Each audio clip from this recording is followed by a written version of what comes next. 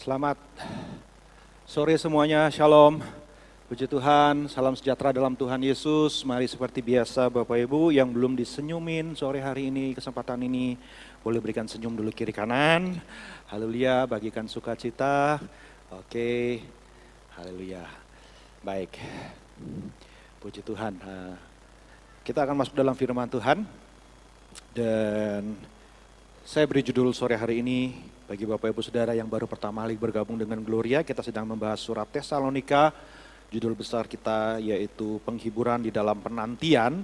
Dan sore ini atau kesempatan ini saya berikan khotbah, judul khotbah saya cara menerima penghiburan dari Tuhan. Saya tahu Bapak Ibu Saudara dikasih Tuhan, pasti kita semua sebagai orang-orang ya di hari-hari seperti sekarang, di zaman sekarang, kita semua pasti merasa membutuhkan yang namanya penghiburan, bukan? Kita butuh yang namanya ya suasana yang bisa membangkitkan semangat, bisa membangkitkan sukacita di suatu situasi yang penuh dengan tantangan di hari-hari ini. Saudaraku, banyak orang mencari hiburan. Tapi pada sore hari ini kita mau melihat bagaimana kita bisa menerima penghiburan yang dari Tuhan. Bukan yang dari manusia, tapi penghiburan yang benar-benar hanya Tuhan bisa berikan. Dan penghiburan itu pasti yang dari Tuhan itu jauh lebih baik dari penghiburan dari manusia, saudaraku ya. Dan kita kembali kepada surat Tesalonika di pasal 4 dan pasal 5 pada kesempatan ini. Dan di pasal 4 kita perhatikan sama-sama, Bapak Ibu Saudara bisa buka Alkitab Bapak Ibu. Dan ayat yang ke-13 di akhir dari pasal yang keempat. Paulus sedang membahas tentang yang namanya bagaimana umat Tuhan harus siap menghadapi yang namanya hari Tuhan. Kedatangan Tuhan baik secara global maupun secara personal, saudaraku ya. Tuhan datang, hari Tuhan itu di dalam Alkitab dijanjikan, dinubuatkan, diramalkan akan tiba waktunya. Dan kita umat Tuhan dinasehati, dipersiapkan, di warning, dikasih peringatan supaya selalu berjaga-jaga, selalu siap untuk menerima yang namanya atau menghadapi yang namanya hari Tuhan. Dan yang pertama kita lihat di hari Tuhan, yang pertama dalam pengertian hari Tuhan adalah hari Tuhan ketika seseorang harus berhadapan dengan Tuhan sebagai akhir dari kehidupannya. Pasal yang keempat kita lihat ayat 13, selanjutnya kami tidak mau saudara-saudara bahwa kamu tidak mengetahui tentang mereka yang meninggal supaya kamu jangan berduka cita seperti orang-orang lain yang tidak mempunyai pengharapan.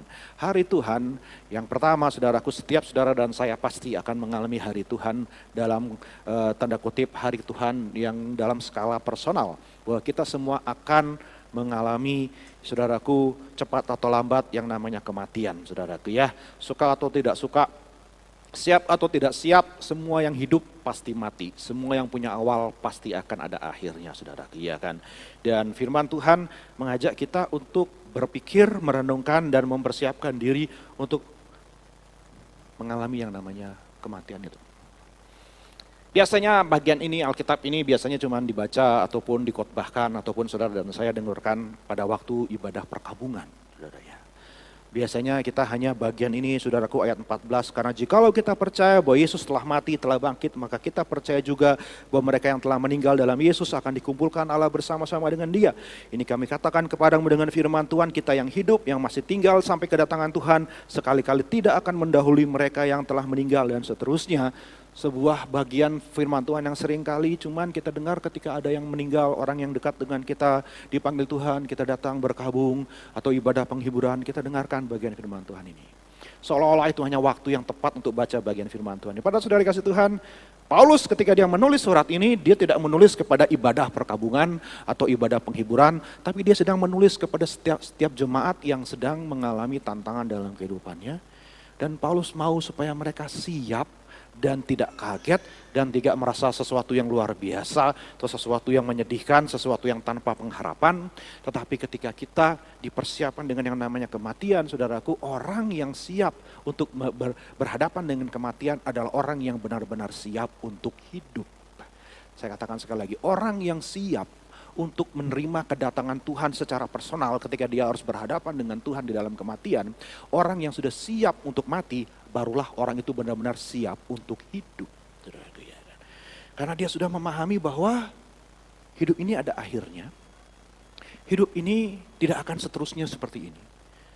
Ya, hidup ini harus direnungkan dicermati dan dijalani dengan kacamata, dengan pengertian bahwa satu saat hidup ini akan berakhir, saya dan saudara akan tidak lagi eksis secara jasmani, tapi roh kita akan berhadapan, akan kembali kepada Sang Pencipta.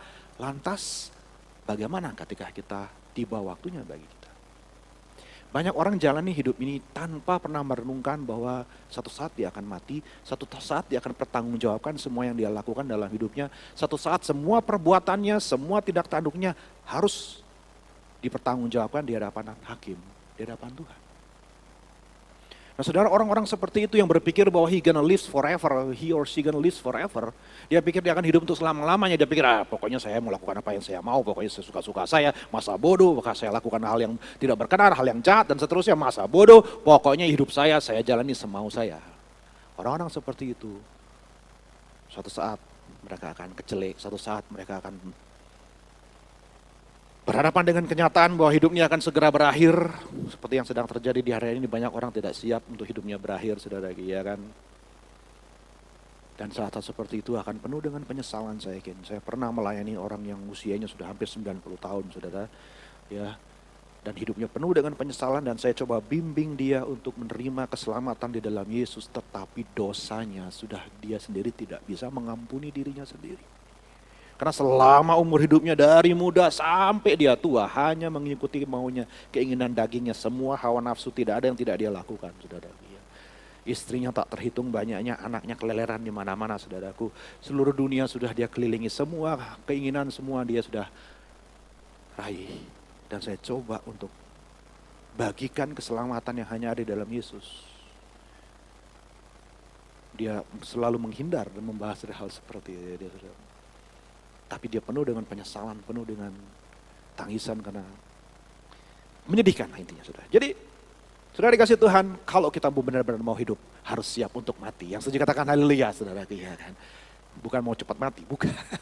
Tapi kita tahu ketika kita mengerti tentang firman Tuhan bilang selanjutnya kami tidak mau ayat 13 bahwa kamu tidak mengetahui tentang orang yang meninggal. Supaya apa? Supaya kita tahu bahwa orang yang meninggal, semua yang ada di dalam Tuhan, semua tidak akan hilang. Mereka entah pergi kemana, tapi kita tahu mereka ada bersama dengan Bapa di surga. Dan itu menjadi sebuah pengharapan. Makanya dikatakan supaya kamu jangan berduka cita seperti orang lain yang tidak mempunyai pengharapan. Next slide. Jadi saudaraku, ini satu, untuk kita bisa mengerti tentang penghiburan dari Tuhan, kita harus siap dulu memahami tentang hidup ini dari kacamata bahwa suatu saat saya akan mati. Dan yang sikap yang Tuhan mau dalam kita menyikapi kematian, yang pertama adalah kita harus tahu bahwa di dalam kematian itu kita tetap punya pengharapan. Yesus bangkit, berarti ada kehidupan setelah kematian, dan siapa yang ada di dalam Kristus, dia pasti memiliki kehidupan setelah kematian.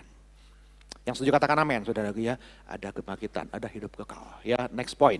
Jadi ada pengharapan, saudaraku. Kita lihat di situ ayat yang 13, supaya kamu jangan berduka cita seperti orang yang tidak mempunyai pengharapan. Hari-hari ini saya dengar terus kabar setiap hari ada sejak orang yang dekat dengan kita, dengan jemaat, dengan orang-orang saya kenal, keluarga yang dipanggil Tuhan oleh karena COVID dan sebagainya.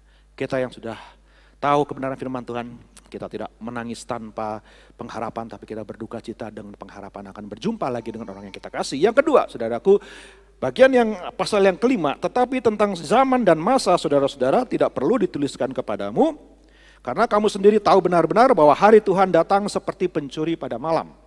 Apabila mereka mengatakan semuanya damai dan aman, maka tiba-tiba mereka ditimpa oleh kebinasaan seperti seorang perempuan yang hamil ditimpa oleh sakit bersalin, mereka pasti tidak akan luput. Tetapi kamu, katakan tetapi saya, saudara-saudara, kamu tidak hidup dalam kegelapan sehingga hari itu tiba-tiba mendatangi kamu seperti pencuri. Karena kamu semua adalah anak-anak terang dan anak-anak siang, kita bukanlah orang-orang malam atau orang-orang kegelapan. Sebab itu baiklah jangan kita tidur seperti orang-orang lain, tetapi berjaga-jaga dan sadar, sebab mereka yang tidur, tidur waktu malam, mereka yang mabuk, mabuk waktu malam. Tetapi kita yang adalah orang-orang siang, baiklah kita sadar, berbaju zirahkan iman dan kasih, dan berketopongkan pengharapan keselamatan. Karena Allah tidak menetapkan kita untuk ditimpa murka, tetapi untuk beroleh keselamatan oleh Yesus Kristus Tuhan kita. Yang percaya katakan amin. Kita tidak ditentukan untuk menerima murka, Tetapi kita ditentukan untuk diselamatkan, yang sudah mati untuk kita, supaya entah kita berjaga-jaga, entah kita tidur, kita hidup bersama-sama dengan Dia. Karena itu nasihatilah seorang akan yang lain, dan saling membangunlah kamu seperti yang memang kamu lakukan. Yang kedua, saudaraku, Rasul Paulus mengajar kepada kita di sini, ketika kita menyikapi bagaimana kita meresponi tentang hari Tuhan yang hari-hari ini semakin nyata. Banjir di mana-mana, gempa di mana-mana, saudaraku ya, pandemi dan sebagainya, saudaraku. Semakin kita menyadari bahwa hidup ini gak akan seterusnya seperti ini. There is an end to the age. There is an end for times. Ada waktunya segala sesuatu berakhir. Anak Tuhan diajarkan bahwa hidup ini gak akan terus selama-lamanya ada. Segala ciptaan alam semesta ini bukannya berasal dari kekekalan sampai kekekalan. Ada awalnya segala ciptaan dan ada juga akhirnya segala ciptaan. Dan untuk itu kita semua harus menyikapi hidup ini dengan benar. Maka poin yang kedua, yang Tuhan mau kita menghadapi kehidupan ini dengan berjaga-jaga. Next point, jadi saudaraku, kita harus selalu berjaga-jaga. Katakan berjaga-jaga Bapak Ibu. Seperti orang yang hidup di dalam waktu siang. Siap setiap waktu. Jangan mabuk, jangan terlena, jangan terhanyut dengan dunia. Jangan terbawa dengan arus dunia. Jangan ikut-ikutan dunia, jangan ikut-ikutan kehidupan orang di luar sana. Kita dipanggil untuk hidup jadi anak-anak terang. Kita dipanggil untuk hidup jadi orang yang beda dari dunia ini. Kita harus siap, kapanpun waktunya Tuhan datang, saya siap. Orang yang mabuk, orang yang hidup di dalam kegelapan, mereka akan kaget sekali ketika Tuhan datang. Mereka tidak prepare, mereka tidak siap sama sekali. Kita tidak harus mencari waktu dan ketika. Tadi firman Tuhan bilang itu bukan urusan kita. Anytime, besok Tuhan datang, kita harus siap. Ada amin saudara? Kita harus siap. Bulan depan, who knows? Tahun depan, 10 tahun lagi, 100 tahun lagi kalau kita masih hidup. Pokoknya kapanpun Tuhan datang, kita harus siap. Kita harus kedapatan dalam keadaan waspada, berjaga-jaga.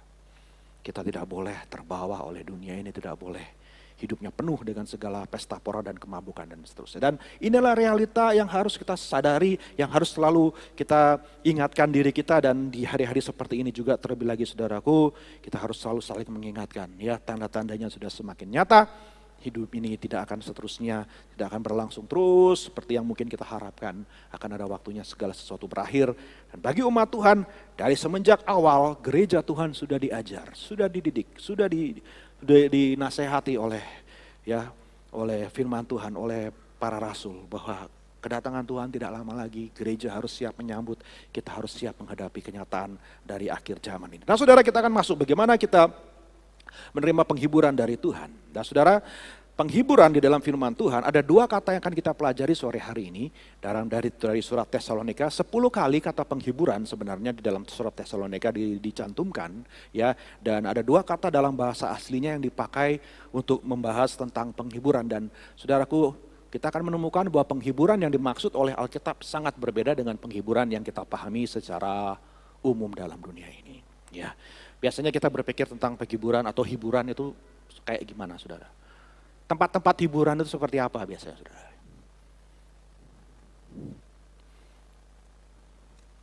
Apa yang dicari di tempat hiburan? Suasana, betul ya? Apa yang bisa bikin senang ya saudara ya, musik ya kan? Atau apalah pokoknya tempat bermain. Semuanya hanya untuk bikin kita merasa senang.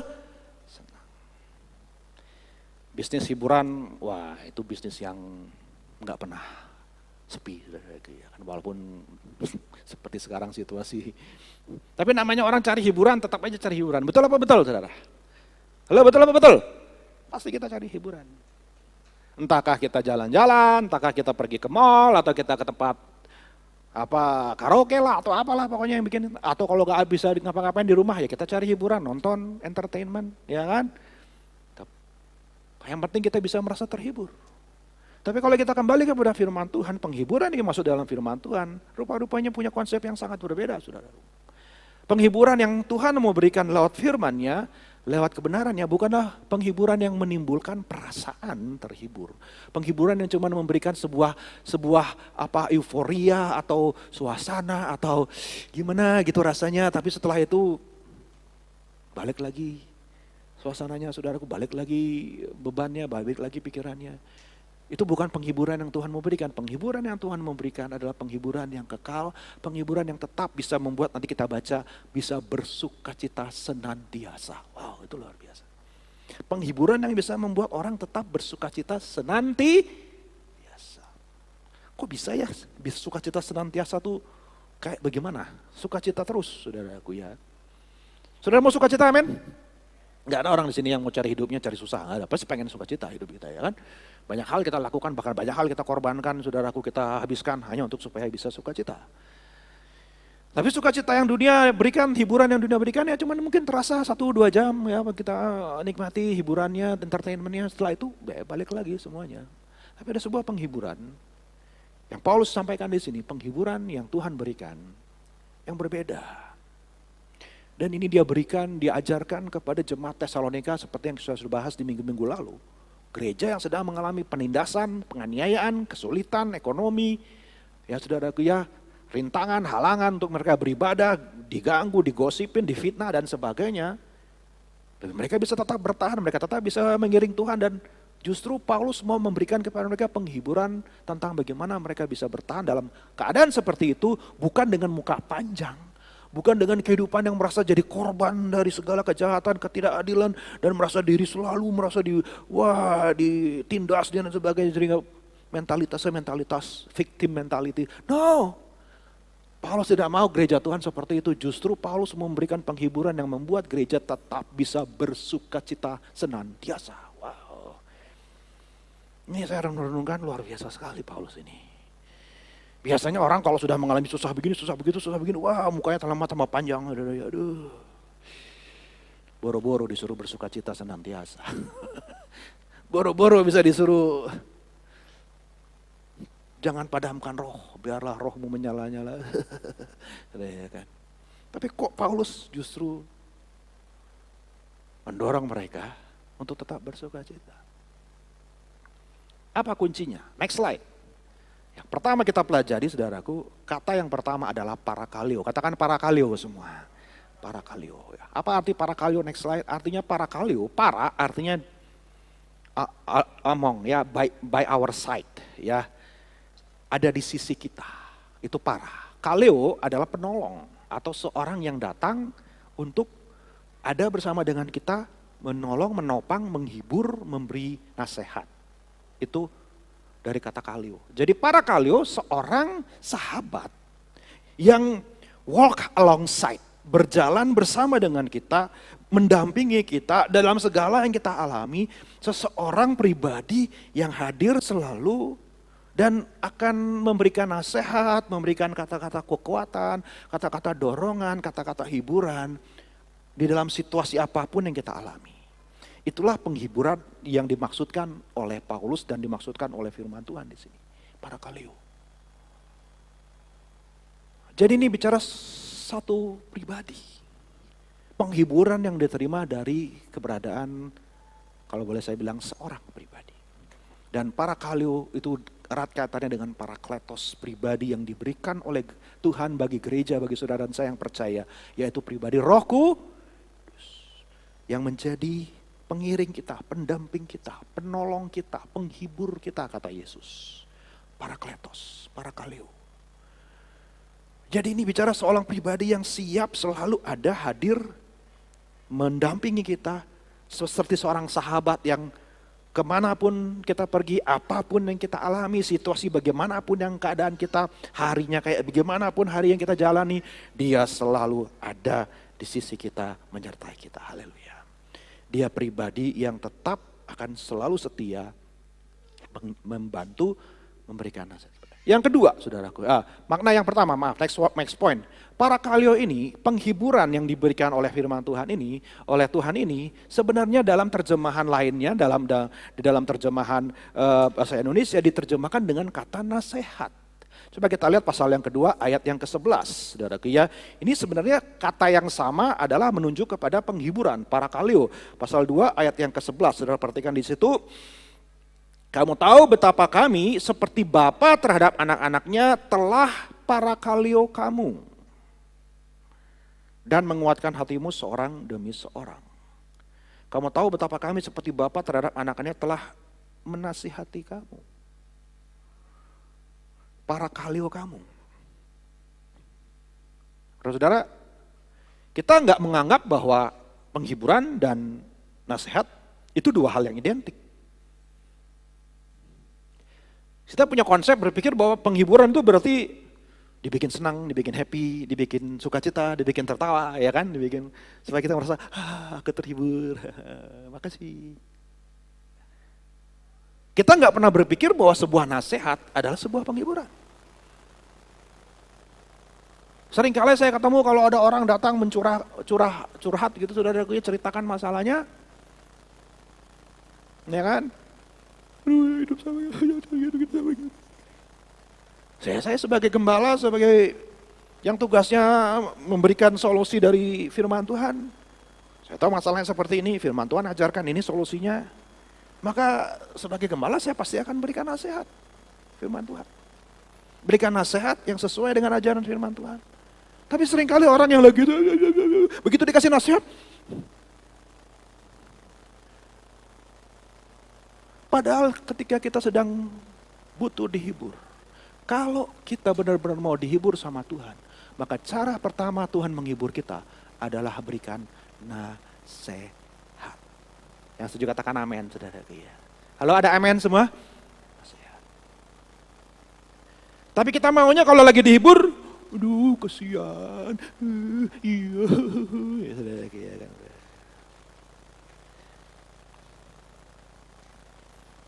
Padahal nasihat itu adalah penghiburan.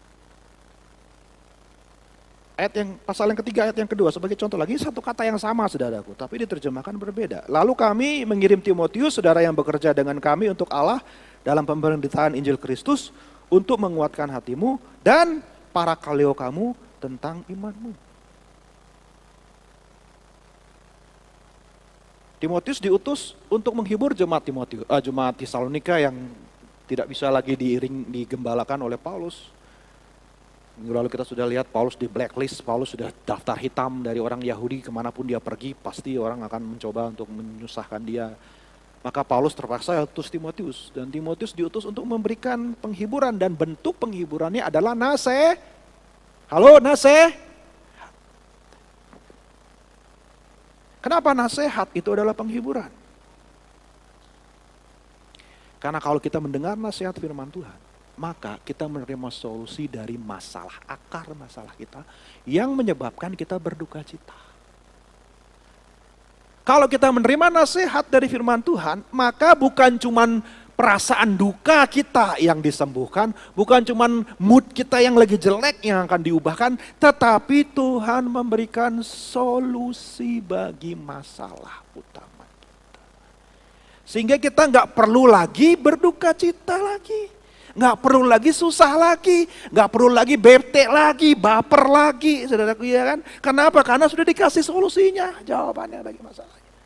Nah, zaman sekarang masalahnya orang terlalu mengutamakan yang namanya perasaan. Pokoknya apa yang bisa membuat saya bahagia, apa yang bikin saya senang, apa yang bisa mengubah suasana mood saya, nggak peduli masalah saya nggak beres, nggak peduli dosa saya nggak pernah diberesin, saya nggak pernah tinggalkan kesalahan saya. Pokoknya saya pengen perasaan saya dirubah jadi senang. It's not gonna work. Kalau benar-benar mau mengalami penghiburan dari Tuhan, maka akar masalah harus diubah. Kita harus mau menerima nasihat firman Tuhan. Yang setuju katakan amin, saudara. Halo, ada amin semua, saudara. Harus mau dinasihati. Harus mau menerima penghiburan dari Tuhan dalam bentuk nasihat. Karena sekali lagi Tuhan lebih peduli tentang hidup kita yang diubah daripada perasaan kita. Dunia zaman sekarang cuma menekankan baper, saudara, perasaan aja dibuat. Pokoknya apa yang bikin kamu bahagia, do it. Apa yang kamu bikin senang, kerjakan itu. If it feels good, it must be right. Ya, saudara, kan kalau berasanya menyenangkan, itu pasti itu benar. Kadang-kadang yang baik itu tidak terasa menyenangkan, bukan? Makanan yang sehat biasanya tidak enak, saudara, kan? Obat yang menyembuhkan biasanya tidak menyenangkan diminum. Tapi justru itu yang memberikan kesembuhan. Bukan apa yang sekedar membuat kita merasa senang dan bahagia. Dan kalau kita cuma mengejar hal seperti itu, nggak akan pernah kita bisa menemukan solusi masalah utama dari situasi hidup kita. Makanya firman Tuhan mau kasih kepada kita nasihat yang pada akhirnya akan memberikan kepada kita penghiburan yang sejati. Kalau kita mentaatinya. Ayat yang pertama pasal 4. Akhirnya saudara-saudara kami minta dan parakaleo kamu dalam Tuhan Yesus. Kami minta dan nasihatkan kamu dalam Tuhan Yesus. Kamu telah mendengar dari kami bagaimana kamu harus hidup supaya berkenan kepada Allah. Ayat yang ke-10 kita loncat di situ. Hal itu kamu lakukan juga terhadap semua saudara di seluruh wilayah Makedonia. Tetapi kami menasihati kamu saudara-saudara. Tetapi kami parakaleo kamu saudara-saudara supaya kamu lebih bersungguh-sungguh lagi melakukan. Kita sudah bahas ini minggu yang lalu. Tetapi kita perhatikan di situ kembali lagi penghiburan dan nasihat jadi satu. Haleluya. Mau dihibur sama Tuhan saudaraku? Mau menerima penghiburan dari Tuhan? Maka kita harus mau terima nasihat firman Tuhan. It's just that simple. It's just that simple. Yeah. Baru yang kedua, next kita lihat parakaleo diterjemahkan dengan kata penghiburan. Pasal yang ketiga ayat yang ke-7 kita lihat. Maka kami juga saudara-saudara dalam segala kesesakan dan kesukaran kami menjadi parakaleo oleh kamu dan oleh imanmu. Puji Tuhan, haleluya. Kita bisa menerima penghiburan oleh karena iman orang lain, mendengar kesaksian dari orang lain, Tuhan menolong orang lain, juga berarti memberikan kita keteguhan Tuhan yang sama pasti tolong kita. Pasal yang keempat ayat 18 kita lihat kembali di sana contoh bagaimana parakaleo ya diterjemahkan dengan menghibur, karena itu hiburkanlah seorang akan yang lain dengan perkataan-perkataan ini. Parakaleo penghiburan tentang pengharapan di dalam kehidupan kita ya, dalam di balik kematian ada kehidupan kekal, itu sebuah penghiburan yang pasti dalam menjalani hidup ini. Kita nggak perlu takut sama yang namanya kematian, sengatnya sudah dikalahkan oleh Tuhan Yesus. Pasal 5 ayat 11 kita lihat, karena itu parakaleo seorang akan yang lain dan saling membangunlah kamu seperti yang memang kamu lakukan. Kita perlu saling parakaleo, perlu saling menghibur. Ayat 14, kami juga menasihati kamu saudara-saudara, tegurlah mereka yang hidup dengan tidak tertib. Ya saya salah nih, ayat 14 ini di yang poin sebelumnya yaitu menasihati. Jadi kita perhatikan di sana 3 kali parakaleo diterjemahkan dengan menghibur, 5 kali diterjemahkan dengan kata menasehati. Lebih banyak 3 apa 5 saudara? Lebih banyak 3 atau 5? 5 saudara. Jadi lebih banyak yang ditekankan adalah menerima nasihat di dalam penghiburan itu. Kembali lagi di sini penekanannya saudara, bukan tentang perasaan kita yang penting. Perasaan itu nomor sekian. Tapi yang jauh lebih penting adalah kita taat dan percaya kepada perintah firman Tuhan. Yang setuju katakan amin saudara. Itu jauh lebih penting daripada perasaan kita. Jauh lebih penting daripada kita punya feeling dan emosi dan seterusnya. Ya, dunia zaman sekarang berusaha menempatkan feeling nomor 1. Tapi bagi orang percaya kita hidup bukan oleh perasaan, tapi kita hidup oleh iman. Oleh percaya kita kepada Tuhan. Kata yang kedua, dan ini juga kata yang penting, yang dipakai sebagai penghiburan, next slide, yaitu paramuteomai. Ya, dari 2 kata, yaitu para sama tadi, di samping, di sisi, alongside, mendampingi kita, dan muteomai dari kata mutos, yang dari kata mutos itu kita dapat kata mitos. Oke, yang secara harafiah mutos artinya cerita. Jadi paramuteomai artinya seseorang yang mendampingi kita untuk memberikan kepada kita cerita, mengajak kita ngobrol, mengajak kita ya saudara sharing, mengajak kita berbagi, mau berbagi cerita dengan kita. Itulah yang namanya penghiburan. 2 kali di dalam Tesalonika dipakai kata paramuteomai ini untuk menunjukkan penghiburan. 8 kali parakaleo, 2 kali paramuteomai. Orang yang mendampingi kita dan mau bercerita, berbagi cerita dengan kita. Next point. Ya, contoh yang pertama dikatakan pasalnya kedua ayat 11, kembali lagi kita lihat di situ pasal 2 ayat 11, kamu tahu betapa kami seperti bapa terhadap anak-anaknya telah parakaleo kamu dan paramuteomai hatimu seorang demi seorang. Diterjemahkan dengan kata menguatkan hati. Jadi Paulus berkata dia seperti bapak terhadap anaknya yang mau untuk menguatkan hati anaknya. Dia mau spend time dengan anaknya, bukan cuma kasih nasihat, bukan cuma kasih penghiburan dalam bentuk nasihat, tapi juga mau bercerita dengan anaknya. Saya yakin kita semua manusia suka dengan cerita. Betul apa betul, saudara? Halo, betul apa betul? Saudara suka nonton TV? Nonton film? Nonton drama Korea? Drama Turki kalau kayak Bugem, ya kan? Drama India, macam-macam drama, saudara, ya kan? Kenapa orang suka nonton drama? Walaupun sudah tahu, itu semua hanya sandiwara, cuman acting. Ya kan? Ada yang orang nonton drakor tuh sampai nangis, sampai ketawa, saudaraku, ya kan, sampai stres hanya gara-gara nonton.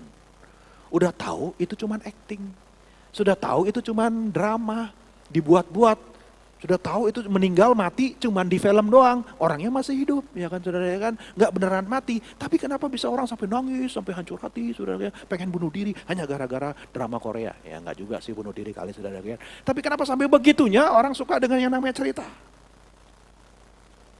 Kita nonton film, saya sekeluarga suka nonton film tuh jadi penghiburan, saudaraku, 1,5 jam, 2 jam, saudaraku, gitu, seneng sih. Padahal kita tahu itu cuma bohong-bohongan, saudaraku, ya kan, bintang filmnya cuma akting aja, sandiwara aja.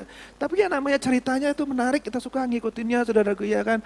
Apalagi kalau Bugem udah nonton drama Turki itu sampai nangis-nangis gitu, gitu. Enggak sih, bercanda. Tapi kenapa sampai begitunya? Saya tuh kalau sudah suka satu seri, saudara, ya, sampai jam 3 pagi pun saya jabani, karena apa ya, penasaran ya.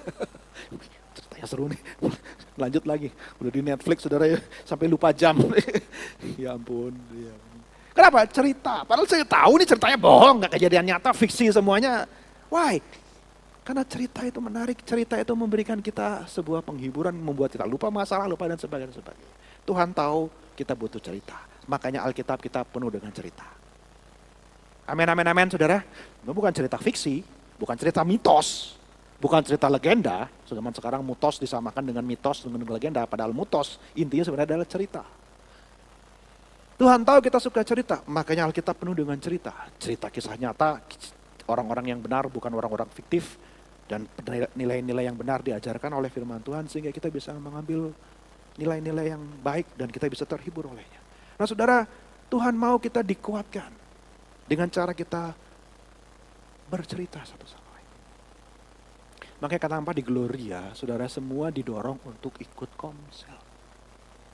Kenapa dari semenjak saya jadi wakil gembala, saya hapus semua ibadah tengah minggu. Dulunya ada ibadah pria, ibadah wanita, ada ibadah kaum muda, saudaraku, ya, ibadah PA. Wah, pokoknya hampir Senin sampai Senin ibadah terus isinya di gereja ini, saudaraku, ya kan. Aduh, saya bilang ini nggak benar kayak begini. Saya rubah semua, tengah minggu masuk komsel. Supaya apa? Supaya kita benar-benar datang sama Tuhan bukan cuma gaya ibadah formalitas saja, saudaraku, ya kan, dan berpikir hubungan dengan Tuhan itu hanya soal ibadah. No, iman kita juga harus dibawa, diterapkan dalam kehidupan keseharian kita. Dalam komsel. Terlalu banyak kita cuma duduk-duduk saja, amin, amin, amin, terima, makan, wah sudah obesitas rohani, saudaraku, ya. Tapi nggak pernah berbagi, nggak pernah bersaksi, nggak pernah berani melayani, nggak pernah berani mimpin pujian, nggak pernah berani mimpin doa, nggak pernah berani bawa renungan firman Tuhan, nggak pernah belajar jadi para kalio dan jadi para muteomai. Saudara, kita butuh untuk ada orang yang mau berbagi cerita dengan kita. Yang setuju katakan amin, saudara. Ketika kita lagi berbeban berat, jangan disimpan sendirian. Ketika kita lagi banyak pergumulan, ketika kita lagi banyak, carilah pribadi yang para muteomai, sahabat yang bisa dipercaya dan kita bisa curhat. Satu hal yang ajaib dari orang yang bercerita tentang masalahnya. Kenapa bercerita itu penting? Ungkapkan semua masalah. Karena itu akan menukar, beban kita ditukar dengan kekuatan yang baru dari Tuhan. Ketika kita lepaskan beban kita, kita ceritakan. Secara psikis pun kita bisa merasa plok. Ya kan? Aduh, enak. Saya sudah lepas semua. Saya sudah ceritain semua beban saya. Saya sudah bagikan semuanya. Dan itu mendatangkan kelegaan. Itu mendatangkan penghiburan. Dan Tuhan tahu dan Tuhan mau kita para muteomai berbagi cerita satu dengan yang lain. Makanya ikut komsel. Bilang sama kiri kanan, ikut komsel. Saudara, ya kan? Ada amin, saudara? Ikut komsel. Ayo sharing. Belajar jadi para muteomai, belajar jadi para kalio. Belajar. Kenapa? Karena Tuhan bekerja selalu lewat orang. Orang banyak kali kita berpikir mau cari Tuhan, wah saya pengen mengalami jamahan dari Tuhan. Saya pengen dijamah sama Roh Kudus. Saya mau kasih tahu sama saudara, 99% Roh Kudus menjamah kita. Bukan tiba-tiba kita merasa melayang di langit keempat, ketujuh saudaraku. No, Roh Kudus menjamah kita lewat orang lain.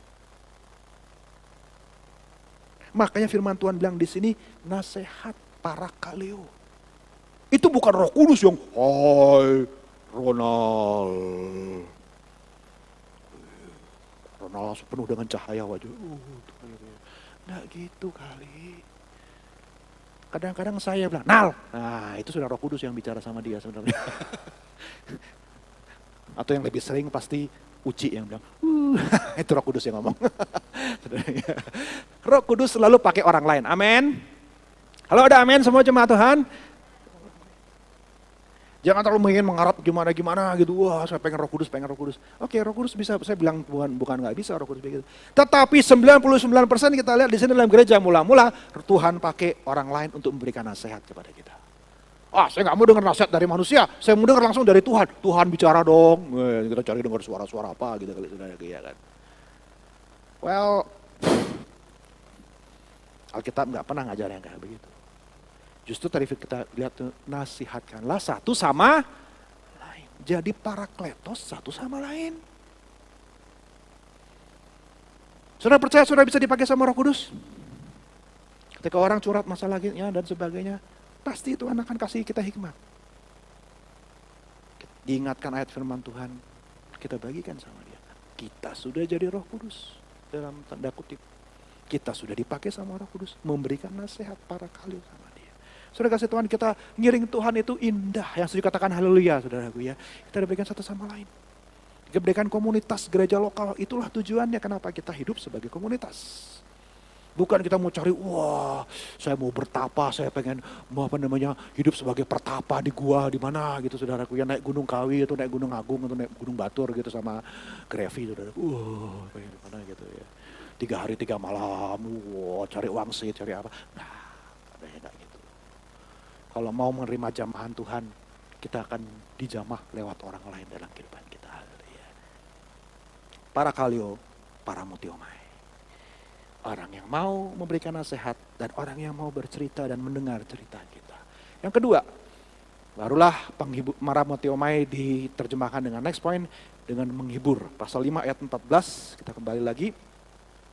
Pasal 5 ayat 14 di situ kita lihat saudara, ya kami juga menasihati kamu saudara-saudara, tegurlah mereka yang hidup dengan tidak tertib. Dan paramutiomai mereka yang tawar hati. Ya saudara yang lagi tawar hati, aduh patah semangat dah. Aduh kok begini ya. Maka saudara Anda butuh Anda butuh orang yang mau berbagi cerita. Sehingga tawar hati kita dibuat manis lagi sama Tuhan. Air yang tawar jadi air yang manis. Haleluya puji Tuhan. Kenapa? Karena dengan bercerita kita lepaskan semua beban kita. Dan kita izinkan Roh Kudus bekerja menggantikan semuanya dengan kekuatan yang baru, semangat yang baru. Kita menukar tawar hati dengan hati yang baru. Ya. Bara api, ya saya sudah sering sekali cerita.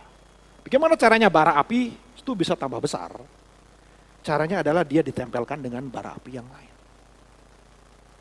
Kumpul bara api sama bara api, apinya tambah panas, apinya tambah besar.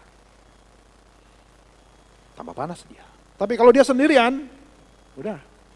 Sebentar lagi sumbu yang mau padam itu ya, mati dia. Tapi firman Tuhan bilang Tuhan tidak akan membiarkan sumbu yang hampir padam mati. Justru dia akan hidupkan. Gimana cara hidupkannya? Digabung dengan bara api yang lain.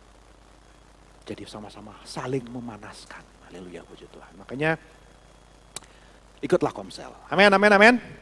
Bilang sama di kanan, ikut Komsel. Gitu saudaraku ya kan. Haleluya puji Tuhan. Mari ikut Komsel. Saring kita belajar, menguatkan dan seterusnya.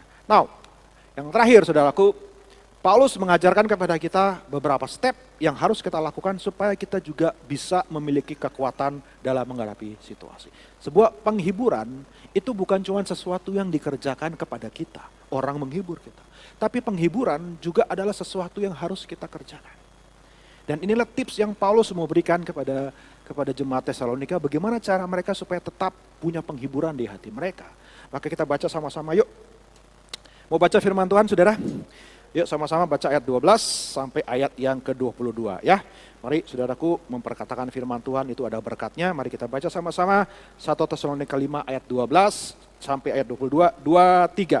Kami minta kepadamu saudara-saudara supaya kamu menghormati mereka yang bekerja keras di antara kamu, yang memimpin kamu dalam Tuhan dan yang menegur kamu. Dan supaya kamu sungguh-sungguh menjunjung mereka dalam kasih karena pekerjaan mereka.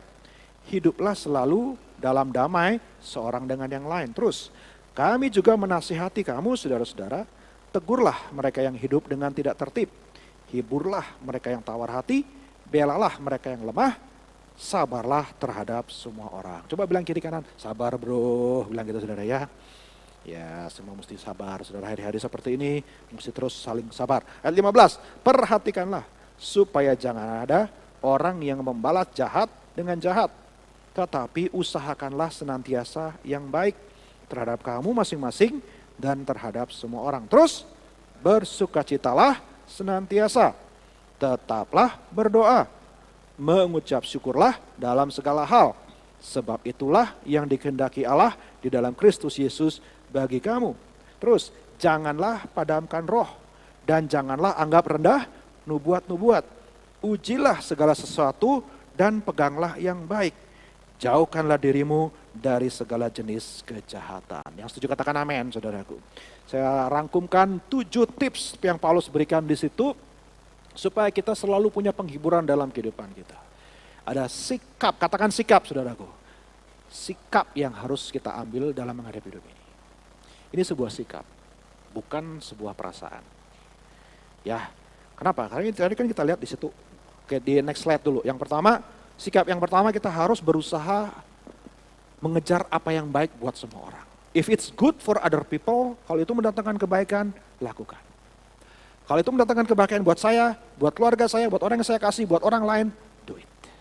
Kalau itu tidak mendatangkan kebaikan, cuman baik buat saya tapi nggak baik buat orang lain, jangan lakukan. Kejarlah apa yang baik bagi semua orang. Itu sebuah sikap dalam menghadapi hidup ini. Yang kedua, kita lihat di situ bagaimana kita bisa bersuka cita selalu. Saudara, ada di sini orang yang setiap hari selalu ketawa sendirian? Ada di sini saudara? Ya, lagi punya masalah? Hahaha. Lagi sakit? Hahaha. Diserempet motor jatuh masuk got, saudaraku ya kan? Hahaha, enggak ada saudaraku ya kan? Semua orang juga pasti ada. Tapi kenapa dikatakan bersukacita senantiasa, sukacita selalu? Karena sukacita yang di sini bukan masalah perasaan, tetapi masalah sikap. Bersukacita. Mustahil kita ketawa terus setiap hari, nggak ada. Dan Tuhan nggak suruh kita ketawa sendirian setiap hari, itu orang gila, saudara ya kan? Tuhan mau kita punya sikap yang bersukacita dalam hadapi hidup ini. Setiap bangun pagi itu sebuah pilihan. Apakah kita mau bersukacita atau kita mau biarkan perasaan yang menguasai kita, mood yang mengontrol kita, suasana yang ngatur kehidupan kita, atau kita mau minta sama Tuhan, Tuhan berikan aku roh sikap sukacita dalam hidup. Haleluya. Coba senyum dulu semuanya sore hari ini. Oke, puji Tuhan. Senyum ya.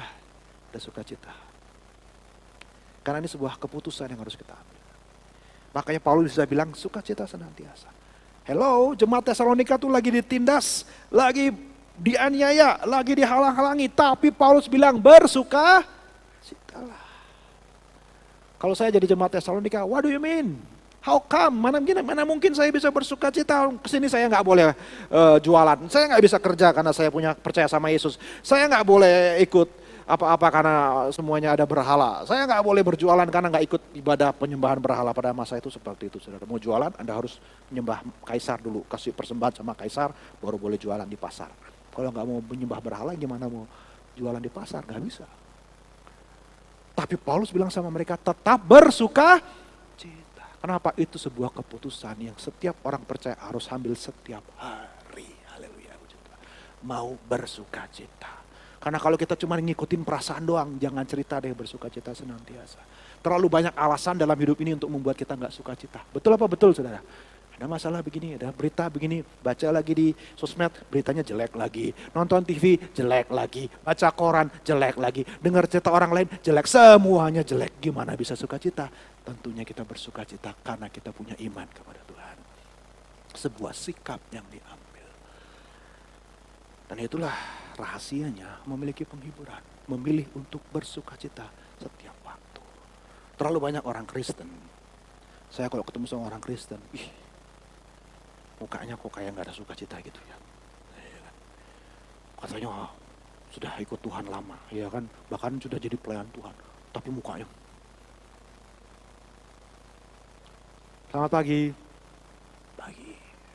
Wih, bahagia sekali hidupnya.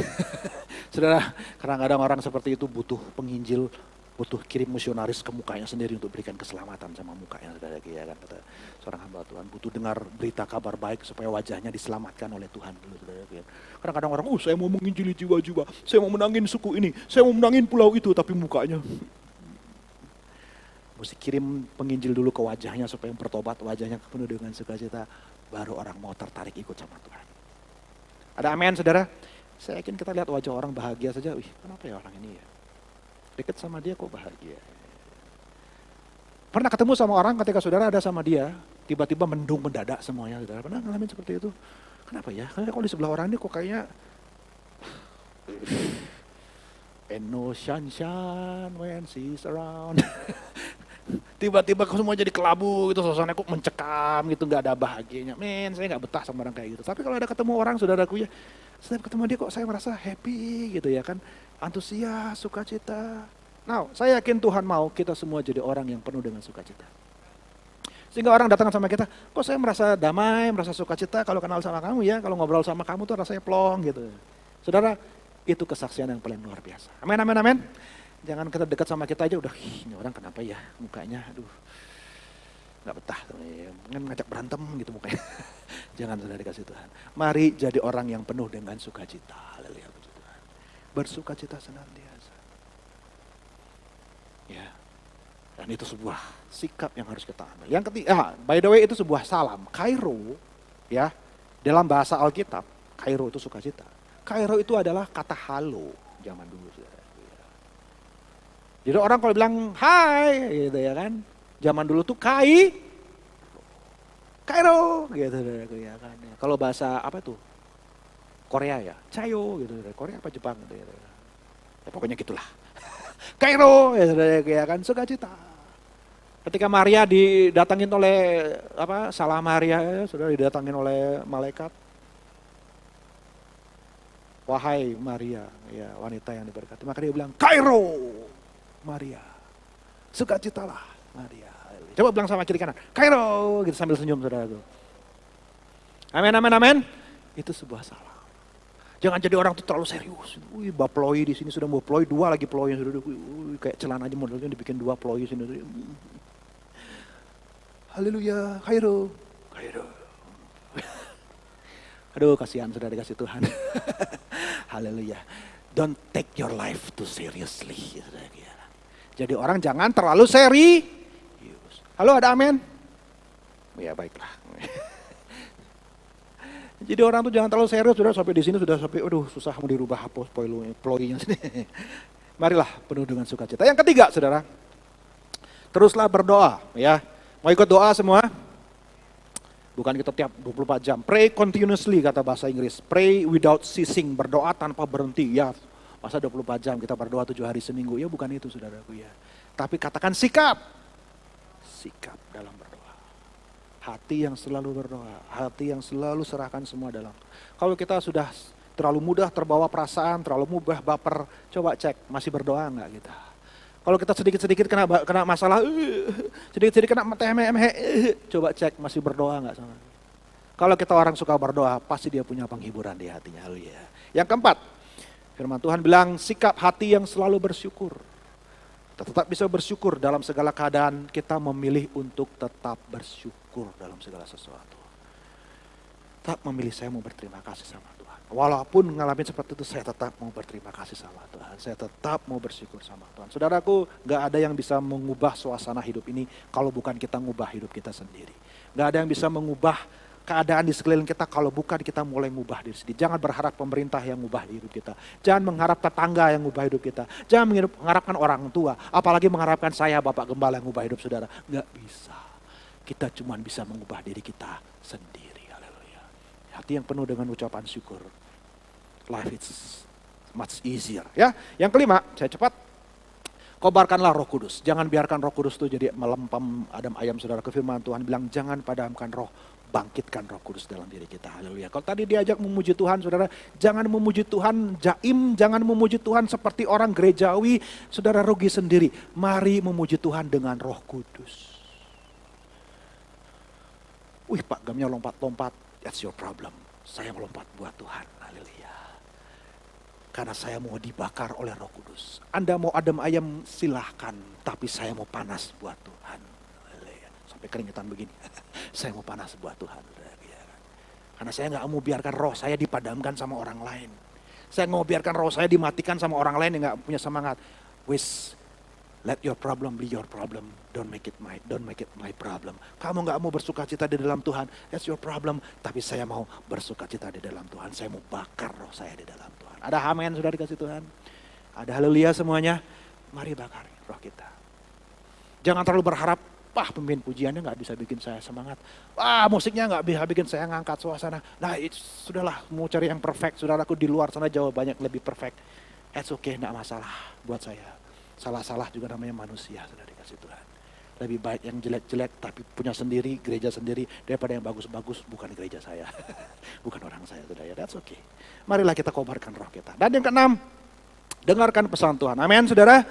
Jangan pandang rendah nubuatan. Nubuatan ini bukan soal ramalan, tapi apa yang pesan Tuhan sampaikan. Jangan anggap rendah. Jangan anggap rendah nasihat. Tadi sudah para kaliu, nasihat.